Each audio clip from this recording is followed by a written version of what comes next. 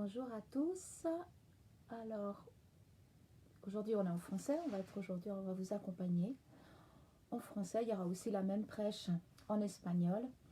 Donc, bonjour à tous ceux qui nous suivent dans le langage français. Merci pour être là avec nous, pour nous suivre, pour écouter les messages. J'espère que le message que je vais pouvoir vous donner aujourd'hui est un message qui va vous faire du bien. Un message qui va ouvrir aussi un petit peu votre relation avec Dieu, qui va peut-être aussi l'améliorer et puis comprendre aussi que la volonté de Dieu, c'est toujours été d'avoir une communion avec l'homme. Donc on va attendre gentiment que les gens commencent à rentrer. Alors je dis bonjour Rosa Gavilan, bonjour Hadi, bonjour Fleuve de Gloire, bonjour, je pense que c'est Eugénie qui est là.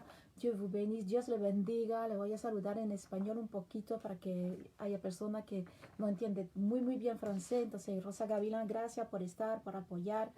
Merci pour être là, pour nous accompagner.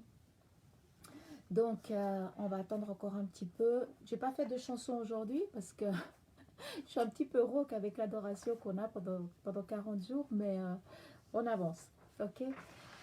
Ok, entonces continuez à donner vos salutations, que je puisse vous dire bonjour, que je puisse vous bénir, que je puisse être là avec vous, saluer un petit peu. Alors voilà. Donc aujourd'hui, ce que j'aimerais parler, ce que le Seigneur a mis dans mon cœur, c'est vraiment un message sur le fait de marcher avec Dieu. Qu'est-ce que c'est marcher avec Dieu? Quand on dit oui, je marche avec Dieu, oui, je suis avec Dieu, oui, qu'est-ce que ça veut dire en fait dans ce langage? Et surtout, qu'est-ce que la Bible veut dire quand elle dit je marche avec Dieu? Donc on va prendre un verset de Michée, chapitre 6, verset 8, qui dit « On t'a fait connaître aux hommes ce qui est bien et ce que l'Éternel demande de toi. C'est que tu pratiques la justice, que tu aimes la miséricorde, et que tu marches humblement avec ton Dieu. » Et ici, c'est ce passage-là que j'aimerais retenir. Que tu marches humblement avec ton Dieu. Pourtant, dans ce passage, il nous parle, tu pratiques la justice, que tu aimes la miséricorde, et que tu marches humblement avec ton Dieu. C'est comme si ce sont trois choses différentes. J'aime la justice, j'aime la miséricorde, mais pas forcément je marche avec Dieu. Il y a des gens qui aiment la justice, qui aiment la miséricorde, ils sont d'une autre religion, ou qui sont simplement pas chrétiens, qui ne sont pas croyants du tout en rien du tout, qui sont athées, comme ils disent. Eh bien, je peux aimer la justice, je peux aimer la miséricorde, mais sans avoir la marche avec Dieu. Et c'est ça aujourd'hui que j'aimerais pouvoir partager un petit peu avec vous, parce que c'est une chose aimer la justice et la miséricorde, et c'est une autre chose vouloir marcher avec Dieu. C'est une autre chose d'avoir une relation avec le Dieu de l'univers. Dans la Bible, il y a, dans la Genèse, depuis la Genèse déjà, on voit des passages où Dieu, il veut marcher avec l'homme. Quand il est dans le jardin d'Éden, Dieu vient tous les jours marcher avec l'homme dans le jardin d'Éden. Il vient tous les jours le visiter, il vient tous les jours parler avec lui, il vient tous les jours avoir ses communions. Donc on voit que depuis la création, et même depuis le premier jour de l'homme, on sait que la terre a été faite en 6 périodes, et la 7e période, c'est la période où a été fait, où Dieu dit qu'il s'est reposé, d'où vient la parole Shabbat. D'accord? Donc le 7e jour, c'est là où il s'est reposé, mais pour Dieu et pour l'être humain, ça a été un repos de communion. C'est-à-dire que c'est un repos où ils étaient ensemble. C'est-à-dire que le premier jour de l'homme, Dieu a voulu être avec lui. Ne rien faire, ne rien travailler, juste profiter d'être ensemble. Et ça, on voit déjà depuis le départ de la création, ce désir de Dieu de marcher avec l'homme. Et que l'homme voulait marcher avec Dieu. L'homme marchait avec Dieu dans le jardin d'Éden. L'homme et la femme. Quand je parle de l'homme, je parle de l'humanité, le premier homme et la première femme. Donc il marchait avec Dieu dans le jardin, il recevait ses enseignements, il recevait ses instructions, et il y avait vraiment une relation, il y avait vraiment une communion. Lorsque le péché rentre dans le monde et que la décision de l'homme et de la femme de prendre un autre chemin, on voit que la première chose qui va se rompre à ce moment-là, c'est la relation. La première chose qui va se rompre, c'est la communion. La première chose qui va se rompre avec Dieu, c'est justement ce fait de marcher ensemble, d'avoir la communion ensemble. Parce que au moment où Dieu vient dans le jardin pour avoir, comme d'habitude, la communion avec sa création, avec l'homme et la femme, automatiquement, Adam et Ève se sont cachés, dit que se sont cachés et ont fui loin de la présence de Dieu. Ils ont fui loin de sa présence, loin de lui. Et la parole de Dieu nous dit dans Genèse qu'ils avaient peur. Ils avaient peur parce qu'évidemment, il y avait un comportement qui n'était pas conforme, qui n'était pas bien. Et automatiquement, sa crainte, c'est le premier sentiment négatif et destructif, c'est la crainte de Dieu. Mais cette peur, parce que la conscience d'avoir fait quelque chose de mal, c'est comme un enfant qui a fait une bêtise, hein, et puis tant que le papa il est pas là, on est tout content, et puis bah, on fait l'innocent, mais dès qu'on sait que le père il va arriver, on est là, et ça nous réveille un petit peu la conscience, et on dit, ou la mère, hein, on revient de la conscience dès qu'une forme d'autorité va arriver et qu'il va nous rendre compte qu'on a fait une bêtise, et ça peut arriver dans ton travail, ça peut arriver à l'école, ça peut arriver avec tes parents. Donc là je prends l'exemple un petit peu des parents, parce qu'en tant qu'enfant on aime bien faire les choses un petit peu derrière nos parents. Donc automatiquement, qu'est-ce qui va se passer? Il va y avoir cette crainte, cette peur qui va s'installer dans le cœur, hein, et qui va rompre la relation, qui va rompre la communion. Parce que ce n'est plus une communion d'amour, à ce moment-là, ça devient une communion de peur. Ça devient une communion de dire, oups, j'ai fait quelque chose de mal, ma conscience me le reproche, je sais que c'est pas bien, et ici, je vais devoir rendre des comptes. Donc en fait, la parole de Dieu nous montre que depuis le départ, Dieu a cherché cette communion, il l'a voulu. Comme je l'ai dit tout à l'heure, le premier jour de l'homme, c'était un jour de repos pour être en communion avec Dieu, pour découvrir son Dieu, pour découvrir son environnement, pour découvrir la vie que Dieu est en train de lui donner et tout ce qui allait impliquer dans la création de l'homme et de la femme. Et quand on avance un petit peu plus dans la parole de Dieu, on voit, par exemple, Genèse 5, 24, c'est marqué Enoch, là on passe déjà de plusieurs générations, marcha avec Dieu, et il ne fut plus parce que Dieu le prit. Après qui? On avance encore un petit peu, et on voit la postérité de Noé. Noé était un homme juste et intègre dans son temps. Noé marchait avec Dieu. Là, on est dans Genèse 6, 9. Et on avance encore un petit peu et on voit justement après, en Genèse 17, 1, Abraham. Il dit, lorsqu'Abraham fut âgé de 99 ans, l'Éternel apparut à Abraham et lui dit, je suis le Dieu Tout-Puissant, marche devant ma face et sois intègre. Et là, on revoit des années après, des siècles après, ce désir encore de Dieu de s'approcher d'un homme, de s'approcher de l'être humain et de dire mais marche avec moi en intégrité.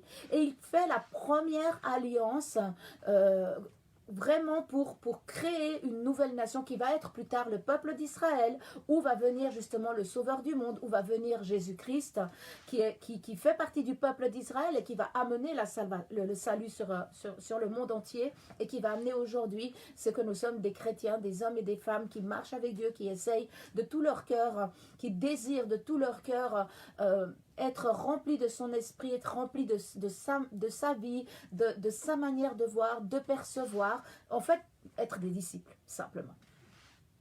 Et là, on voit que Noé, Enoch, Noé, Abraham étaient des hommes qui marchaient avec Dieu. Donc, marcher avec Dieu, est-ce que cela veut dire je suis parfait, je ne fais plus d'erreurs? Je ne crois pas, parce qu'on ne voit pas tellement la vie de Enoch, on ne voit pas, mais on voit que Noé a fait des erreurs, on voit que Abraham a fait des erreurs. Ce n'étaient pas des hommes parfaits qui avaient une vie totalement parfaite, qui n'étaient sans erreur, sans faute et sans rien. Rappelle-toi que le mot péché, ça veut dire rater l'objectif, rater le but. Le péché, c'est pas quelque chose qui te tombe dessus comme ça, c'est quelque chose que j'ai choisi, c'est quelque chose que j'ai décidé, c'est quelque chose que je vais choisir dans ma vie, dans ma relation, dans tout ce que je vais faire dans ma vie et dans mes mauvaises décisions, dans les décisions où il y a une destruction des autres, où il y a une destruction de ma vie. Ça s'appelle un péché, ça veut dire rater l'objectif. L'être humain a raté son objectif. L'être humain, depuis la création, a été créé pour être en relation avec Dieu et avoir une vie réussie, une vie de communion avec Dieu, une vie où il n'y a pas le mal, où il n'y a pas la maladie, où il n'y a pas tout ce qu'on voit aujourd'hui. Ce n'était pas ce que Dieu voulait pour l'homme, mais c'est ce que l'homme a choisi. Donc, quand l'être humain a choisi et qu'aujourd'hui, dans nos vies, on continue de choisir qui on veut servir, on continue de choisir quelle décision je vais prendre, une décision de mentir, de tuer, de voler, une décision d'aimer, de construire, d'édifier, une décision de donner des mauvaises paroles. Toute ma vie est une décision dans laquelle moi je m'investis. Et moi, je décide de faire ou de ne pas faire, de faire bien ou de faire mal. Comme dit la parole de Dieu dit, j'ai mis devant toi la vie et la mort. Choisis la vie afin que tu vives. Et déjà dans le jardin d'Éden, en mettant l'arbre de la connaissance du bien et du mal, Dieu donne le libre arbitre. Et là déjà, il pourrait dire, j'ai mis devant toi la vie et la mort. Parce qu'il dit, quand tu mangeras du fruit, tu mourras. Donc il avait la vie, il y avait l'arbre de vie et l'arbre que s'il mangeait, il y avait la mort. Donc il a mis dans l'être humain, la capacité de l'être humain dans son libre arbitre de choisir entre la vie et la mort. Et c'est ce qu'on fait tous les jours. Et dans ce choix, justement, il y a ce choix de dire, je veux marcher avec Dieu, je veux être cet homme ou cette femme qui marche avec lui. Donc on a besoin d'identifier vraiment ce que veut dire, je marche avec Dieu. Lorsque Dieu va donner la loi à Moïse, lorsque Dieu va se manifester, qu'il va donner la loi à Moïse, qu'est-ce qu'il va dire? Il lui dit dans Lévitique 26, 12, il dit, je marcherai au milieu de vous, je serai votre Dieu et vous serez mon peuple. À un moment donné, Dieu rappelle, et là on est encore des siècles bien plus loin, on est vraiment à la période de Moïse, où Dieu là répète encore et encore, je veux marcher avec l'être humain, je veux marcher au milieu de vous, je veux un peuple qui marche avec moi, je veux un être humain qui marche avec moi, je veux un homme, je veux une femme qui marche avec moi.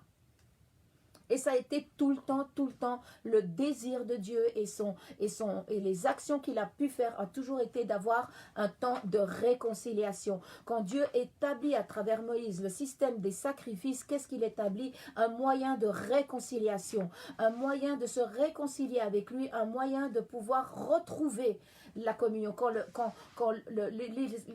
pécheur il rentrait dans le tabernacle, il allait faire son sacrifice. Quand il ressortait, c'était une personne qui avait reçu un pardon et ça lui donnait la possibilité de ne plus recommencer et d'essayer d'être meilleur. Parce que, en fait, le fait de faire ces sacrifices ou le fait d'être avec Jésus-Christ, quand on pêche et qu'on demande pardon, ce n'est pas simplement de dire voilà je demande pardon et puis je recommence. C'est simplement de dire je demande pardon, j'ai réalisé que j'ai fait quelque chose de mal, j'ai réalisé que j'ai péché, parce que c'est ça, j'ai fait quelque chose qui n'a pas réussi, quelque chose qui m'a fait rater le but, quelque chose qui a détruit quelqu'un, ok? Donc je me repens, je demande pardon et surtout je me relève avec l'intention d'avoir une différence dans ma vie, de faire une différence dans ma vie, de voir une action différente dans ma vie. Et cette action, justement, où je dis je vais marcher différemment, je vais agir différemment, marcher avec Dieu, ça veut dire agir avec lui, être en communion. Il dit, le terme marcher avec Dieu, il est très intéressant en hébreu. Parce qu'il dit ceci, parce que dans le terme, dans la Bible en français, c'est pas marqué qu'il marchait avec Dieu, c'est marqué qu'il était serviteur. Et que comme il était serviteur de Dieu, Dieu l'avait enlevé.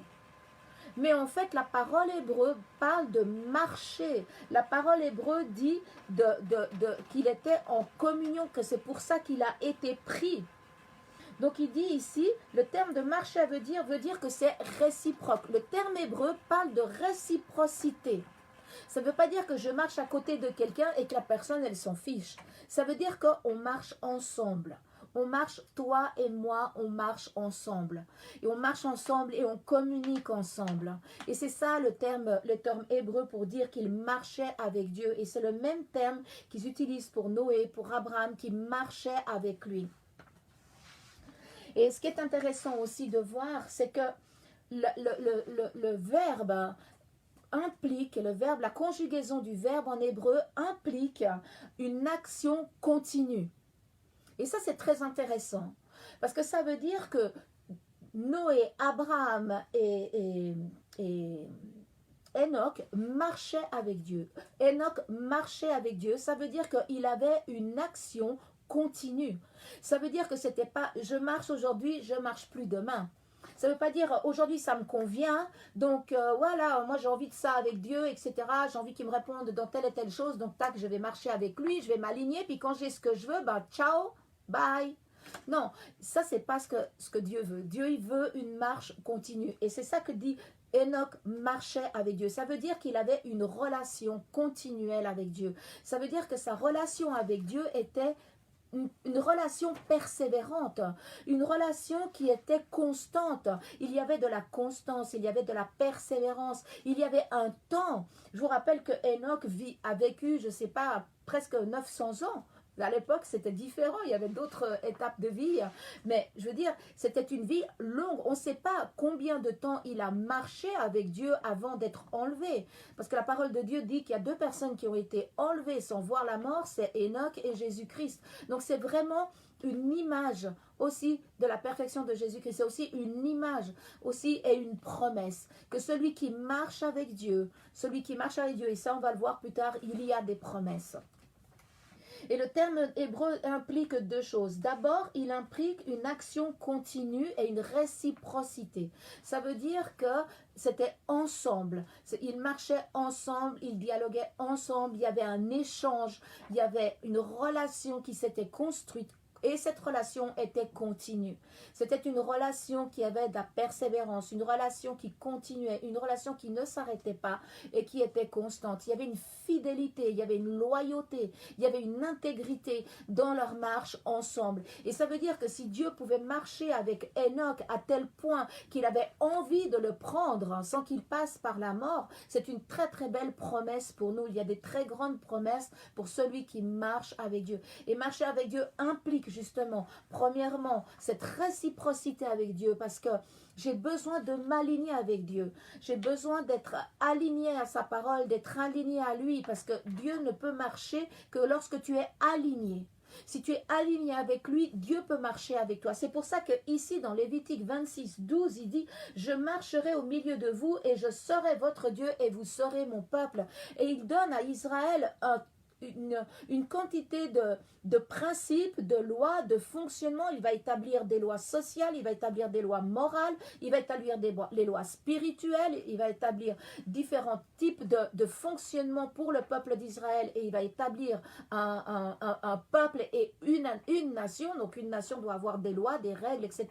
Il va établir tout cela qui est conforme à son cœur et en s'alignant à la parole de Dieu, en s'alignant à ce que Dieu désire, automatiquement, il vient marcher avec toi. Automatiquement. Je veux dire, c'est comme si ça l'attire. Dieu ne marchait pas avec Noé, avec Enoch, parce que Enoch était une personne qui faisait ce qu'il avait envie, ou qui, comme il avait envie, ou qui s'en fichait, etc. Il y avait un désir de relation avec Dieu, il y avait une intégrité.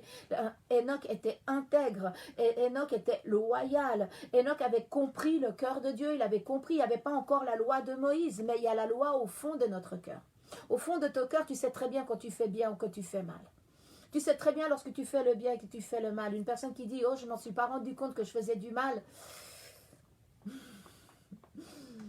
Hein? Il faut bien réfléchir parce qu'à 90%, c'est vrai qu'on peut faire des fois quelque chose et puis qu'on blesse la personne sans le vouloir. Mais dans plus de 90% des cas, on sait très bien qu'on est en train de blesser. On sait très bien qu'on est en train de faire une réflexion qui va détruire ou blesser. On sait très bien qu'on va faire une action ou quelque chose qui va blesser ou détruire. Donc, marcher avec Dieu, c'est m'aligner avec son cœur. C'est m'aligner avec ses principes. C'est m'aligner avec son gouvernement. C'est m'aligner avec ce qui lui plaît. Parce que Dieu va marcher avec l'homme qui s'aligne. Je le rappelle que dans le jardin d'Éden, à un moment donné, l'alignement s'est cassé, s'est brisé. Et là, on voit Adam et Ève cachés derrière un buisson et on voit Dieu qui le cherche dans le jardin. Dieu n'arrêtera jamais de te chercher. Dieu te cherchera toujours. Toujours Dieu va te chercher. Toujours Dieu va t'appeler. Tu peux te cacher, tu peux avoir honte, tu peux avoir peur, mais Dieu va toujours te chercher. Et je vais vous dire une chose, et ça je l'ai donné dans le cours pour les apôtres que j'ai donné vendredi. Lorsque Dieu appelle l'homme et la femme qui est caché derrière leur buisson, il ne l'appelle pas pour les condamner. La première chose qu'il va faire, c'est parler au serpent quand il va savoir qu'est-ce qui s'est passé. Et il va donner la promesse de Jésus-Christ. C'est la première promesse du salut qu'il va envoyer qui va envoyer un sauveur et qui va envoyer quelqu'un pour avoir la victoire sur les ténèbres. Et ça, c'est très important parce que c'est seulement après qu'Adam et Ève, il va leur dire, voici les conséquences de ce que vous avez fait, il va y avoir telle conséquence. Plus qu'une punition, c'est une conséquence. Parce qu'il va y avoir un bouleversement d'ADN, il va y avoir un bouleversement de gouvernement sur la planète, il va y avoir un bouleversement de qui va être au-dessus d'Adam et Ève. C'est le serpent qui va prendre la position au lieu que ça soit Dieu. Donc il va y avoir un chamboulement universel à un tel point que même les plantes vont changer, même la relation avec les animaux va changer, la relation avec la terre va changer, la relation entre l'homme et la femme va devenir catastrophique, etc., etc. Donc, on voit vraiment que Dieu va continuer avec Enoch, avec Abraham, et avec ici, dans la période de Moïse, avec la loi qu'il va donner à Moïse, il a dit, je veux habiter au milieu de toi. Je veux marcher au milieu de toi. Et Dieu va toujours te chercher en disant, je veux marcher avec toi. Sache qu'aujourd'hui, Dieu est en train de te dire, je veux marcher avec toi. Et marcher implique une marche constante, une marche qui se fait quand tout va bien, quand tout va mal, quand il dit oui, ou quand il dit non, quand il permet des choses qui te sont agréables et quand il permet aussi des choses qui ne te sont pas agréables. Nous devons apprendre à passer au-dessus de nos circonstances, à les traverser. Des choses agréables et désagréables, tu en auras dans ta vie, que tu sois chrétien ou que tu ne sois pas chrétien. Tu en auras toujours. Mais toi, tu dois apprendre à les traverser. Tu dois les prendre à traverser en marchant avec Dieu. Tu dois apprendre à les traverser en marchant avec lui parce que, comme je l'ai dit avant, tu peux très bien aimer la justice et aimer la miséricorde, mais sans marcher avec Dieu. Tu peux aimer faire le bien, mais sans marcher avec Dieu. Tu peux aimer faire des choses justes et sans marcher avec Dieu. Mais moi, ce que Dieu il veut, il dit, c'est que je te fais connaître, et c'est ce qu'on a lu au départ dans Michée 6:8, il dit, c'est que je veux que tu aimes la miséricorde, que tu aimes, que tu pratiques la justice, et que tu marches humblement avec ton Dieu. Et cette marche est réciproque, et cette marche veut dire une action continue. Et ensuite, qu'est-ce qu'il dit? Il dit que, comme Dieu, il dit que Enoch marchait avec Dieu, puis il ne fut plus parce que Dieu le prit. Dieu l'a pris. Ça veut dire que Enoch, on ne sait pas par quelle circonstance, n'a pas passé par la mort, mais que Dieu l'a enlevé. On ne sait pas où il l'a amené, mais il l'a enlevé. Et ça, quand on regarde le terme hébreu, ça parle d'une action accomplie, terminée et subite. Ça veut dire que ça a été subite, ça a été quelque chose qu'il ne s'attendait pas. Et moi, quand je lisais ce passage, je me disais, mais c'est vrai que Jésus-Christ, il a dit qu'il va nous préparer une place. Et lorsqu'il reviendra, il reviendra nous chercher et qu'il nous enlèvera, il nous prendra avec lui afin que nous soyons là où nous sommes avec lui. Et là, on voit encore ce cœur de Dieu. On voit encore ce cœur même de Jésus-Christ qui dit, je veux que vous soyez avec moi. Je veux que vous marchiez avec moi sur la terre pour que après vous soyez avec moi. Parce que la parole de Dieu dit que Enoch n'a pas vu la mort. La parole de Dieu dit que Jésus-Christ, il a vaincu la mort. Et la parole de Dieu nous dit que nous, les chrétiens, un jour, nous serons enlevés si nous sommes vivants quand Jésus revient. On ne va pas passer, certaines personnes ne vont pas passer à travers la mort. Ils vont avoir une transformation subite. C'est ce que dit la parole de Dieu. Et si ça se semble un petit peu pour toi de la science-fiction, je t'invite à lire les prophéties dans la Bible. Il y a beaucoup de prophéties où tu lis dans la parole de Dieu, dans l'Ancien Testament et même dans le Nouveau, où tu te dis, mais tu es en train de lire ton journal de tous les jours. Et c'est des choses qui ont été écrites il y a 700, 800 ans avant Jésus-Christ et d'autres qui ont été écrits il y a plus de 2000 ans. Donc on en est un peu entre 2 et 3000 ans à peu près de prophéties qui expliquent ce qui se passe aujourd'hui. Et je ne parle pas seulement du Covid, je parle de l'état général de la planète, de l'état général politique, de l'état général des personnes, etc., etc. La parole de Dieu nous dit qu'il y a des signes pourquoi on peut reconnaître que Jésus-Christ va revenir. Il n'y a pas de date, il n'y a pas de quand, mais il y a le comment et il y a des signes. Et je peux vous dire que plus de 90% des signes sont accomplis, donc Jésus-Christ peut revenir à n'importe quel moment. C'est pour ça qu'il est important qu'il te trouve en marchant avec lui, qu'il te trouve en train de fonctionner avec lui et d'être aligné avec lui, et que tu sois comme Enoch, qu'à un moment donné, comme tu marches avec Dieu, ça l'a plu à Dieu, Dieu a aimé cela et il l'a enlevé. Et de la même manière, c'est une promesse de dire, chrétien, chrétienne, fils fils, aux filles qui a été adopté dans la famille de Dieu, ou ceux qui seront adoptés plus tard, sachez que lorsque vous marchez avec Dieu, lorsque vous marchez avec lui, vous verrez la relation avec lui va vous amener réellement à être en sa présence. Comme a dit Jésus, je veux que vous soyez là où je suis. Je vous préparerai une place et je veux que vous soyez là où je suis. C'est pour ça, je sais qu'il y a beaucoup de gens qui meurent, il y a beaucoup de pasteurs qui sont en train de mourir, des hommes, des serviteurs de Dieu, des femmes, des gens qui sont chrétiens et on dit, mais eux ils sont chrétiens, ils marchaient avec Dieu, ils servaient Dieu, pourquoi est-ce que Dieu a permis cela? Il y a un temps pour chacun sur la terre. Il y a un temps pour toute personne. Et je crois qu'à un moment donné, Dieu reprend les siens. Mais sachez que ce n'est pas une fin. Ces personnes qui sont dans la foi, elles sont vivantes. Elles attendent ton retour. Elles attendent que toi, tu t'alignes avec Dieu et que tu puisses les rejoindre. Elles attendent que toi, tu sois aligné avec le Créateur, que tu sois aligné afin que tu sois comme Enoch à un moment donné, à un temps subite, que tu sois pris et que tu sois emmené dans sa présence. Sache que la mort pour nous en tant que chrétiens, ce que n'explique la parole de Dieu n'est pas une fin, mais c'est un résultat. C'est un résultat de notre vie, c'est un résultat, et c'est pas seulement un résultat, mais c'est aussi une conséquence. C'est aussi, on a la naissance et on a la mort. Quand est-ce qu'elle va se passer, on ne le sait pas.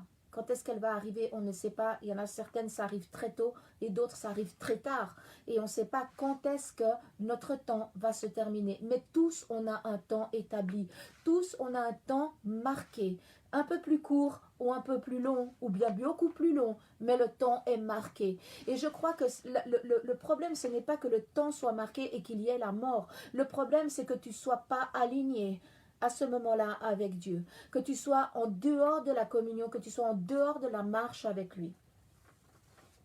Et c'est pour ça qu'aujourd'hui, je t'invite à marcher dans sa présence. Viens, approche-toi de lui. Commence à marcher avec lui, c'est-à-dire mets-toi d'accord avec lui. Mets-toi d'accord avec lui. Marcher avec Dieu, ça ne signifie pas simplement vivre dans sa présence, mais ça veut dire régler ta volonté à sa volonté.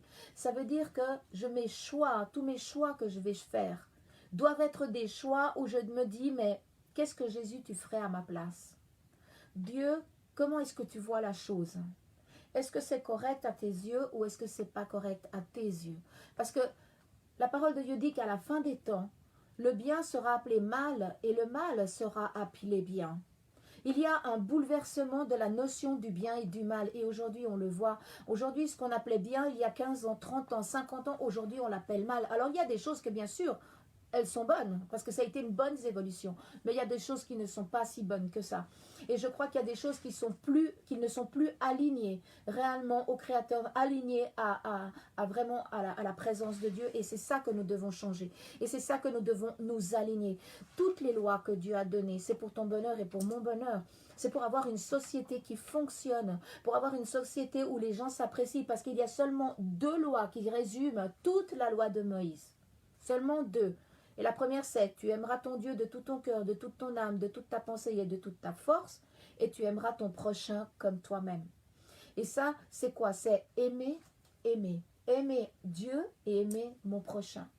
Et quand souvent on donne ce verset qui dit, ce passage qu'on dit, aime ton prochain comme toi-même et ne fais pas aux autres ce que tu ne voudrais pas qu'on fasse, il y a beaucoup de gens qui ne savent pas du tout que cette parole, c'est Jésus qui l'a donnée, par exemple.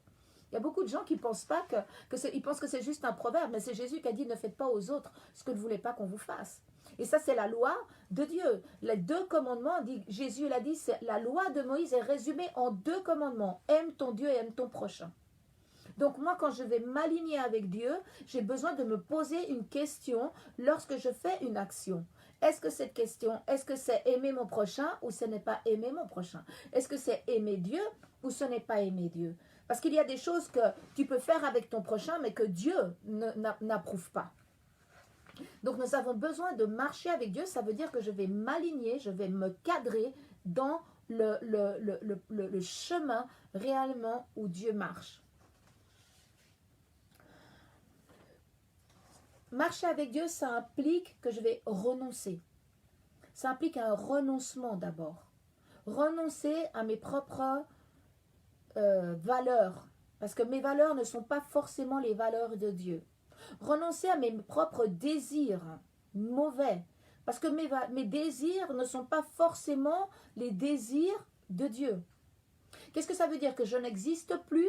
Est-ce que ça veut dire que ma personnalité n'existe plus? Non, ça ne veut pas dire ça. Ça veut dire que ta personnalité, c'est ta personnalité. Mais ta personnalité, elle doit être travaillée. Ta personnalité, elle doit être formée afin d'être une bénédiction pour toi-même et pour les autres. Et il y a des choses, hein, suivant l'éducation que tu as eue, suivant les principes de vie que tu as reçus, qui ne sont plus du tout alignés au bien-être de toi-même ou au bien-être des autres et à la volonté de Dieu. Donc c'est tout ça qui doit un petit peu se remettre, se recadrer afin de pouvoir vraiment marcher avec lui. La deuxième chose, c'est la communion ininterrompue. C'est-à-dire, je ne peux pas marcher avec Dieu par épisode. Si je marche avec Dieu par épisode, un peu je marche, allez, une année ou deux, j'arrête, après je fais un peu ce que je veux, et puis je continue, puis je reviens, puis je repars, puis je reviens. Tu vas avoir un gros souci de croissance. Tu vas avoir un gros souci d'équilibre. Tu vas avoir un gros souci de relation avec Dieu. Pas qu'il va se fâcher avec toi, mais simplement que tu ne vas pas pouvoir établir cette marche constante. Tu ne vas pas pouvoir établir la relation qui va produire des bénédictions. Tu ne vas pas pouvoir établir la relation qui va produire la réussite. Tu ne vas pas pouvoir établir la relation qui va produire des résultats qui vont amener ta vie dans la bénédiction et dans l'héritage que Dieu t'a donné. Tu ne peux pas faire oui et non avec Dieu. C'est un oui constant. Et c'est le oui constant qui va t'amener dans la bénédiction. C'est le oui constant qui va faire bouger le surnaturel sur ta vie. Rappelle-toi que Enoch, ce qu'on a vu tout à l'heure, Enoch marchait avec Dieu. C'était une relation constante, une action constante qui se passait tout le temps. Et qu'est-ce qu'il y a eu du surnaturel? Le surnaturel de Dieu s'est manifesté sur la vie de Enoch. Le surnaturel s'est manifesté. On voit le surnaturel qui va se manifester à travers Moïse. On voit le surnaturel qui va se manifester à travers Abraham. Et on voit le surnaturel qui va se manifester avec Noé. Le surnaturel est un résultat de ta marche avec Dieu. Donc, lorsque tu marches par épisode, c'est comme si tu es une plante ou bien même toi-même. Tu te dis, bon, ben, pendant une semaine, je ne mange plus, puis après je mange, et je mange plus, je mange, je mange plus, je mange plus, ok. Mais ton corps, il va complètement... hein. On sait très bien que, comme ils disent les nutritionnistes, si tu arrêtes de manger, pour finir, ton corps, il commence à stocker, parce qu'il a peur qu'à un moment donné, tu arrêtes de manger et tu finis par devenir énorme. Et je veux dire, on doit apprendre à manger. Et c'est moi, j'ai dû l'apprendre aussi, et c'est pour ça que j'ai perdu beaucoup de poids. Hein. Pour ceux qui regardaient les vidéos il y a quelques années en arrière, je faisais 105 kilos, aujourd'hui j'en fais 80 et je vais encore descendre. Mais je veux dire, c'est une relation constante avec Dieu qui va produire un résultat dans ta vie. Et de la même manière, c'est une relation constante avec ma manière de vivre, ma manière d'être, qui va faire que la bénédiction de Dieu va venir sur ma vie et le surnaturel va se manifester. Il y a aussi un prophète qu'on aime beaucoup, qu'on entend souvent parler de Élie. Le prophète Élie, et là on va aller à 1 Roi 17, et il dit ceci. Il dit, Élie le Tishbite, l'un des habitants de Galade, dit à Akab, l'Éternel est vivant, le Dieu d'Israël dont je suis le serviteur. Il n'y aura ces années ici ni rosée ni pluie, sinon à ma part. Et là justement, j'aimerais revenir sur ce passage où il dit « Je suis le serviteur » en français. En espagnol, c'est traduit d'une autre manière. C'est dit celui dans la présence duquel je me tiens constamment. C'est traduit comme ça en espagnol dans la Bible espagnole. Alors moi j'ai été dans l'hébreu, parce que quand on a des traductions, parce que être un serviteur et être quelqu'un qui se tient constamment dans la présence de Dieu, ce sont deux choses différentes. La relation est complètement différente, l'action est complètement différente. Donc là, il doit y avoir un problème de traduction. Et quand il y a un problème de traduction, ou bien qu'il y a une traduction qui n'est pas tout à fait alignée à l'original, eh ben, on va dans l'original. Et j'ai trouvé très intéressant parce que c'est la parole Amad qui parle qu'il est le serviteur. Et la parole Amad ne parle pas du tout de serviteur. Ça n'a rien à voir. Donc c'est une traduction qu'ils ont adaptée pour qu'on comprenne mieux, mais ce n'est pas la parole que Dieu a voulu démontrer dans ce passage-là ou que Élie a voulu dire. Ce que Élie a voulu dire ici, ça veut dire, la parole Hamad veut dire se tenir debout, ça veut dire rester, endurer, ça veut dire être dans une attitude d'attente, et c'est très très intéressant, ça veut dire se présenter, ça veut dire s'attendre à, ça veut dire se tenir tranquille, arrêter, cesser. Il y a plein d'explications. Mais moi, ce que je retrouve, je vais te dire, le premier, c'est se tenir debout, rester et endurer. Et là aussi, tu as le s'attendre à être ou devenir le serviteur de. Mais dans toute l'explication du mot, une seule fois, c'est marqué serviteur. Mais toutes les fois, c'est tenir debout, rester, endurer, se trouver, être dans une attitude d'attente. Et ça, c'est la marche avec Dieu. Être dans la présence de Dieu, se tenir dans la présence. Et c'est pour ça qu'Élie avait le surnaturel. Le surnaturel, comme j'ai dit avant, c'est manifesté sur Enoch, c'est manifesté sur Noé, c'est manifesté sur Moïse, c'est manifesté sur Abraham et c'est manifesté sur Élie. Et Élie déclare, celui dans lequel je me tiens constamment. C'est ce qu'il est en train de dire. Celui à qui je m'attends, parce qu'il dit s'attendre à. Celui, il parle de se présenter, celui avec lequel je me présente. Et on a parlé d'une action constante, dont je me présente régulièrement. Je vais en sa présence. Ça parle d'être dans une attitude d'attente. Ça veut dire quoi l'attente? L'attente à Dieu, ça s'appelle confiance. Ça s'appelle que je m'attends à Dieu dans les pires moments. Je m'attends à Dieu dans les plus grandes adversités. Je m'attends à Dieu quand toutes les portes sont fermées. Je m'attends à Dieu quand le chemin que je veux prendre, il est fermé et que je vois plus rien. Je m'attends à Dieu quand tout me semble déséquilibré, tout me semble à l'envers. Je m'attends à Dieu. Je m'attends à Dieu. Et je crois que cette période est la période où on doit s'attendre à Dieu. Tu dois t'attendre à Dieu dans cette période qui est trouble. On est dans une période trouble. On est dans une période où beaucoup de gens perdent. On est dans une période où beaucoup de gens perdent non seulement la vie, perdent leurs finances, perdent leur travail, leur entreprise. C'est catastrophique. Et au milieu de cela, nous autres, en tant que chrétiens, nous avons besoin de nous tenir dans sa présence. Parce que c'est seulement en maintenant la présence de Dieu dans ma vie, dans ta vie, que tu vas voir le surnaturel se manifester. Parce que celui qui marche avec Dieu, Dieu agit de surnaturel. Et quand Dieu il agit, il brise le naturel. Toute la vie de Jésus a démontré une mouvance de surnaturel impressionnant. Et je crois que le surnaturel est dans la vie de celui qui marche avec Dieu. Et le surnaturel veut dire que tu vas pouvoir un travail quand tu t'en attendais pas, que tu peux avoir des finances qui te relèvent quand tout le monde s'écroule, que tu peux avoir des portes qui s'ouvrent quand tout le monde a les portes qui se ferment, que tu peux garder ton travail quand tout le monde le perd, et que si tu perds ton travail, Dieu t'en ouvre pour un autre.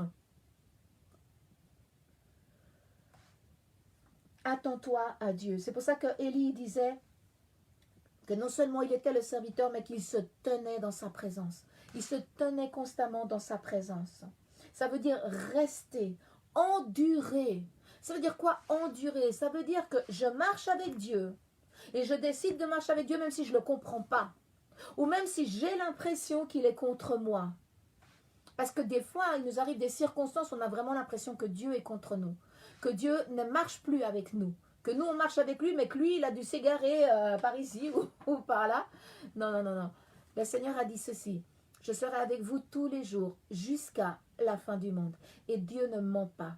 Et Dieu, depuis le jardin d'Éden, n'a jamais abandonné l'humanité. L'humanité a abandonné Dieu.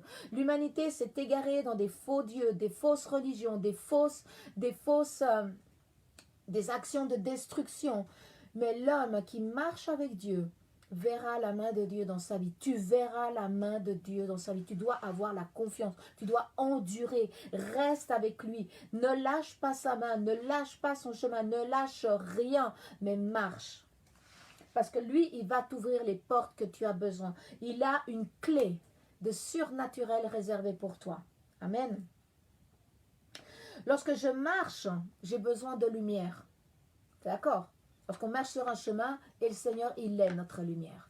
Ici, dans les psaumes 119, 105, il dit « Ta parole est une lampe à mes pieds et une lumière sur mon sentier. » C'est pour ça que je dis, dans les moments difficiles, va à sa parole.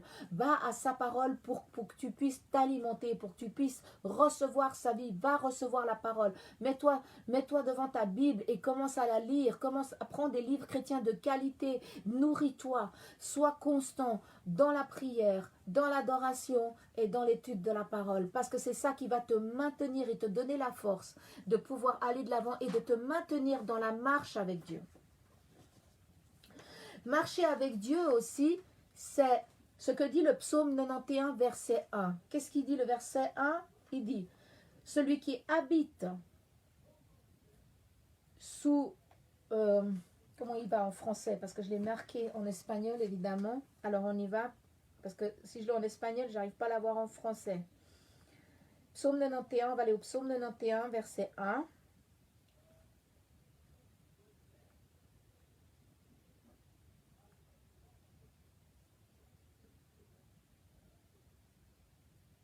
Voilà. Voilà, c'est ça, c'est le mot. Celui qui demeure sous l'abri du Très-Haut repose à l'ombre du Tout-Puissant. Il dit ceci, celui qui demeure sous l'abri du Très-Haut repose à l'ombre du Tout-Puissant. Et ça, c'est vraiment la clé de celui qui marche avec Dieu. Parce que être sous l'ombre de quelqu'un, être à l'ombre de quelqu'un, ça veut dire que je dois être dessous.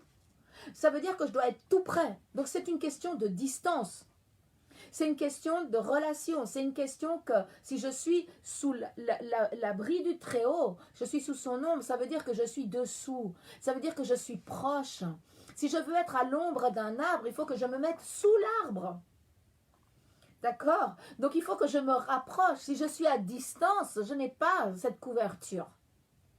Mais si je me rapproche et que je commence à marcher avec lui, il est mon ombre. Il est celui qui me couvre.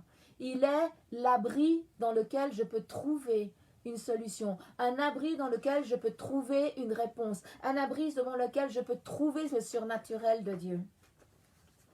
Et ça, c'est une des promesses. Donc, c'est une question de distance. C'est une question de relation. Et c'est une question de position. Comment je vais me positionner? Je me positionne à côté de Dieu. Ma distance proche de Dieu. Et ma marche en même temps que lui. Une marche réciproque. S'il s'arrête, je m'arrête. S'il marche, je marche. S'il ne va pas dans cette direction, je n'y vais pas. Et c'est ce que Dieu a voulu apprendre au peuple d'Israël avec la tente du tabernacle. Qu'est-ce qui se passait avec la tente du tabernacle? La tente du tabernacle, le peuple de Moïse devait avancer. Et à un moment donné, la nuée, il disait qu'elle descendait. Et le peuple d'Israël savait que lorsque la nuée descendait, il devait s'arrêter et camper. Et ensuite, la nuée, ou le feu, le jour, le feu de nuit et la nuée, la journée, se posaient sur le tabernacle, sur le lieu très saint où il y avait l'arche de l'Alliance. Eh bien, ils se posaient là. Et tant que cette nuée et cette colonne de feu restaient, ils ne bougeaient pas. Il ne partait nulle part. Et lorsque la nuée ou la colonne de feu se relevait et s'enlevait, ils savaient qu'ils devaient lever le camp et aller à un autre endroit jusqu'à ce que Dieu leur dise « Asca ici ». Et il a dit que la Bible dit qu'il marchait devant. Il marchait devant le peuple, il le guidait, il l'enseignait. Et il dit à un moment donné dans sa parole qu'il a guidé Israël comme un aigle qui étend ses ailes comme ça. Et ça, c'est la notion de protection. C'est la notion de la mère aigle qui protège ses petits. Et je veux dire, c'est comme ça que Dieu a fait traverser Israël dans le désert. Parce qu'Israël a marché avec Dieu. Donc marcher avec Dieu, c'est m'arrêter quand il me dit de m'arrêter, avancer quand il me dit d'avancer. Pourquoi? Est-ce que c'est parce que je n'ai pas de volonté? Oui, tu as une volonté. Oui, tu peux choisir. Tu peux toujours choisir. Adam et Ève ont pu choisir. Ils ont eu les conséquences qu'ils ont eues. Tu peux choisir. Tu peux toujours choisir. Mais tes choix auront toujours une conséquence. Et je crois que quand tu décides toi-même, personnellement, de marcher au pas de Dieu, de marcher dans la direction de Dieu, de marcher à ses côtés, en t'alignant à sa parole, je crois que tu vas grandir. Tu vas trouver des solutions que d'autres ne trouveront pas. Tu vas trouver des trésors que d'autres ne trouveront pas. Parce que tu les trouves seulement dans sa présence. Et je vais te dire une chose, la volonté de Dieu n'est pas de te contrôler. Rappelle-toi que dans le jardin d'Éden, ce que le serpent dit à Adam et Ève, dit « Ah, Dieu ne veut pas que vous mangez le fruit. » Parce que le jour où vous mangez, il sait que vous allez être comme lui.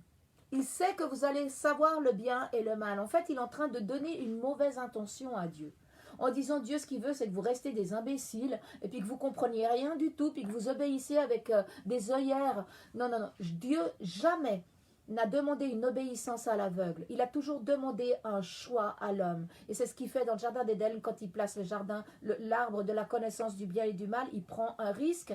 Il a pris le risque. Le risque c'est mal passé, mais il continue de te chercher et de me chercher. Et il continue de prendre des risques avec toi et avec moi. Quand il y a des choses dans la vie qui ne vont pas, c'est des risques. Parce qu'on risque d'abandonner la foi, tu risques d'abandonner ta marche avec Dieu, tu risques d'abandonner tout ce que tu veux faire avec Dieu. Donc le Seigneur te dit aujourd'hui, marche avec moi, aligne-toi avec moi, parce que j'ai un seul plan, un plan de bonheur. Et c'est ce qu'il dit dans Jérémie. Il dit, j'ai des projets de bien et non de mal, afin que vous ayez un avenir et de l'espérance. Et ça, c'est important. Donc, je vais vous donner 8 choses. Je ne vais pas les développer aujourd'hui, mais je vais vous donner 8 choses qui freinent ta marche avec Dieu, dans lesquelles tu peux savoir un petit peu. Donc, je ne vais pas détailler parce qu'on n'aura pas le temps. Mais la première chose, c'est le péché. C'est ce qu'on a vu. Quand on parle du péché, c'est rater le but. On voulait faire quelque chose de bien et pour finir, ça termine mal. Le péché, tout ce qui est désagréable à Dieu, en fait. Ensuite, la désobéissance. Vivre selon ma propre volonté, vivre comme moi je vois, comme moi je pense. Et puis Dieu, si tu es d'accord avec moi, tu n'as qu'à me suivre. Non. Vivre dans un état de je contrôle ma vie et Dieu, c'est toi qui m'obéis. Ça ne fonctionne pas comme ça avec Dieu, malheureusement. Ou heureusement, parce que je crois que si ça fonctionnerait comme ça, on ne sait pas, je crois que le monde, il serait encore pire. Si tout le monde faisait ça un peu ça. Mais bon. Donc, la désobéissance, le non-pardon, quand tu as de la rancœur, de l'amertume pour ce que tu as vécu ou pour les gens ou pour ce qu'il y a autour de toi, cette amertume, si tu ne pardonnes pas, tu rentres dans des rancœurs, dans des vengeances, etc. Et ça, Dieu, il ne va pas être ton vengeur. Il va donner la justice. Oui, à son temps, comme lui, il le voit et comme lui, il le pense, parce que sa miséricorde est grande. Mais il y a justice. Simplement, la vengeance, c'est plus de la justice. La vengeance, c'est vraiment punir soi-même quelqu'un. Et ça, c'est quelque chose qui rentre justement dans le non-pardon. L'endurcissement du cœur, l'incrédulité, mon cœur s'endurcit à cause de ce que je vis, à cause de ce que je vois, à cause de ce que j'entends. Et c'est ce que la parole de Dieu dit, qu'à la fin des temps, l'amour du plus grand nombre se refroidira à cause que justement, tout ce qui se passe. Donc c'est pour ça que je t'encourage ce soir à ne pas te laisser influencer sur ce que tu vois autour de toi. Dieu est différent. Dieu a une solution pour toi dans ta vie de tous les jours et pour moi dans ma vie de tous les jours. Fais confiance malgré tout ce qui peut arriver, fais confiance. Garde la foi, ne lâche rien, ne lâche pas ta foi, ne lâche pas ta confiance, ne lâche pas ton espérance, ne lâche pas ta main, la main de Dieu, ne la lâche pas parce que tu verras des résultats. Les traditions. Des fois, on a des traditions, on dit oui, mais ma tradition, c'est ça, et puis ce que Dieu il veut, ça m'est égal. Et c'est pas correct. Il y a des traditions qui n'ont rien à voir avec Dieu et qui sont même contraires. Donc là, je ne vais pas faire de détails. On parle aussi de l'impatience, de l'idolâtrie. L'impatience, c'est-à-dire que moi, je veux que Dieu il fasse les choses tout de suite, qu'il les fasse maintenant, parce que s'il ne les fait pas maintenant, il ne les fait pas tout de suite, ciao. Moi, je le fais à ma manière. Donc, c'est un petit peu, ça freine ta relation avec Dieu. Ça crée des problèmes. Et c'est le problème qu'a eu Abraham. Abraham, à un moment donné, je pense qu'il a dû penser que la promesse d'avoir un enfant, il avait déjà 90 ans, il s'est dit, c'est pas prêt de venir, je vais essayer ma servante, etc. Et puis, ça a créé que des problèmes. Parce qu'il a voulu précipiter, il a manqué il s'est dit peut-être que Dieu va le faire de cette manière. Il a raisonné dans sa propre pensée sans penser que Dieu avait une solution quand il a fait une promesse. Dieu a toujours une solution quand il te fait une promesse. Dieu a toujours une porte ouverte quand il te fait une promesse. Dieu a toujours une porte d'espérance pour toi lorsque Dieu te fait une promesse. Alors confie, même si ça tarde, confie. L'idolâtrie, c'est quand l'idolâtrie, ça peut être tellement de choses. Ça peut être mon plaisir, ça peut être ma famille, ça peut être mon travail, ça peut être mon argent, ça peut être tellement de choses. Tout ce qui va t'empêcher de rentrer en relation avec Dieu et de marcher avec lui. Ça peut être toi-même, hein, ton propre idolâtrie, je m'occupe de moi-même et puis Dieu, on verra plus tard. L'autosuffisance, j'ai pas besoin de Dieu, j'ai pas besoin de lui, je peux très bien me débrouiller tout seul. Oui, bien sûr. La parole de Dieu nous dit qu'il y a le bras humain a une certaine force, mais je crois que quand tu marches avec Dieu, tu peux aller plus loin. Quand tu marches avec Dieu, il y a le surnaturel. Il y a des choses qui vont se manifester, des choses impossibles qui vont devenir possibles. La dépression, la dépréciation de soi, de dire « Ah non, mais Dieu ne s'intéresse pas à moi. » Oui, il s'intéresse à toi. « Ah Dieu, pourquoi il me parlerait à moi? Je ne suis pas assez bien, je ne suis pas assez si. » Dieu t'aime. Dieu t'aime comme tu es. Dieu t'aime et que lui importe tes capacités ou que ce que tu peux faire ou ce que tu ne peux pas faire. Lui, il t'aime. Dieu n'appelle pas des gens capables. Dieu rend capables les gens. C'est très différent. Dieu va te rendre capable. Approche-toi de lui, marche avec lui et tu vas voir des choses inconnues que toi tu n'imaginais même pas sur toi. Ne te déprécie pas parce que Dieu s'intéresse à toi. Et je vais finir avec 3 petits versets pour terminer ce passage. Dans 1 Jean 2, 6, il dit « Celui qui dit qu'il demeure en lui, qu'est-ce qu'il doit faire? Doit marcher comme lui-même a marché. » C'est simple. Celui qui dit qu'il demeure en lui, si tu dis « je marche avec Dieu », parce que ce que j'ai passé comme question au départ, c'est beaucoup de personnes disent « je marche avec Dieu », mais ça veut dire quoi? Je marche avec Dieu. Donc ici, Jésus, l'apôtre Jean dit celui qui demeure en lui, qui dit qu'il demeure en lui, doit marcher aussi comme il a marché lui-même. On parle d'alignement, comme j'ai dit jusqu'à maintenant, de s'aligner à sa volonté pour qu'il marche ensemble. C'est une marche réciproque. C'est pas que Dieu te suit ou que toi tu le suis, mais Dieu, tu sais qu'il va aussi à ton rythme. Si tu vas lentement, il va aller lentement. Si tu vas vite, il va courir avec toi. Et il s'adapte à ta vitesse, mais il ne s'adapte pas à ton péché. Ensuite, Jean 15, 4. Il dit, demeurez en moi et je demeurerai en vous. C'est-à-dire, restez en moi, restez proche de moi et moi je resterai proche de vous. C'est-à-dire que celui qui s'éloigne, c'est jamais lui. C'est nous. Parce que lui, il reste. Donc il dit, approchez-vous de moi et je m'approcherai de vous. Et là, il dit, demeurez en moi et je demeurerai en vous. Et il dit, ça c'est dans Jean 15, verset 4, il dit, comme le sarment ne peut lui-même porter du fruit s'il ne demeure attaché au cep, ainsi vous ne le pouvez non plus si vous ne demeurez attaché à moi. Et là, on parle justement d'attachement, on parle de relation, on parle de marcher ensemble, on parle d'une sève qui passe de la racine aux branches afin de porter du fruit. Et c'est ça la marche avec Dieu, c'est une relation qui va être comme une sève, qui va venir de la racine qui est la présence de Dieu elle-même et qui va donner la vie à tout ce qui est mon existence et me faire porter des fruits. Ça ne veut pas dire que j'ai pas de problème, ça ne veut pas dire que tout va me fonctionner comme il faut, que je ne vais jamais pleurer, que je ne vais jamais être triste. Non, non, ça n'existe pas. Mais au milieu de tes difficultés, tu vas voir sa main. Au milieu des difficultés, tu vas voir comment lui il va agir. Tu lis la parole de Dieu, lis l'Ancien Testament et tu verras comme Dieu a agi au milieu des gens, du peuple d'Israël, au milieu des serviteurs de Dieu et des servantes de Dieu qui avaient confiance en lui, comment il a tourné les circonstances pour que ça soit des circonstances mauvaises, pour qu'elles soient une bénédiction pour leur vie. Et le dernier verset que j'aimerais vous laisser, si quelqu'un me sert, qu'il me suive. Et là où je suis, là aussi sera mon serviteur. Si quelqu'un me sert, le Père l'honorera. Waouh! Est-ce que tu veux que Dieu t'honore? Sers-le, Dieu va t'honorer. C'est-à-dire que la relation avec Dieu, la marche avec Dieu, ce n'est pas juste je marche avec quelqu'un comme ça, non.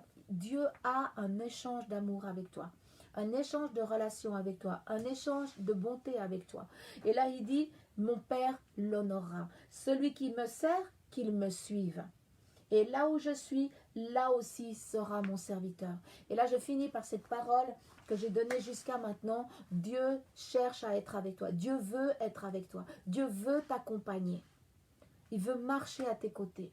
Donc, je t'invite ce soir, c'est toi qui m'écoutes, qui ne marche pas encore avec lui.